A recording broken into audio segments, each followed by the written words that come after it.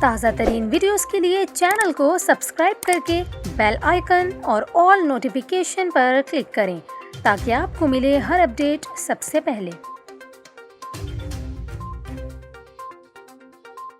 اور ابھی ہم آپ کو اہم خبر دیں کہ بجلی سپلائی کرنے والی کمپنی کے الیکٹرک کے پلانٹ میں فنی خرابی کے باعث کراچی میں لوڈ شیڈنگ بڑھنے کا خدشہ پیدا ہو گیا ہے۔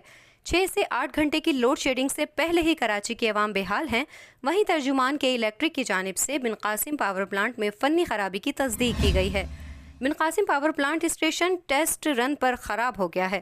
پلانٹ پر صورتحال کا مستقل جائزہ لیا جا رہا ہے اور بین الاقوامی ماہرین پر مشتمل ٹیم درستگی یقینی بنائے گی۔ ترجمان کے مطابق فالٹ گیس ٹربائن کے ایک خاص حصے میں آیا ہے۔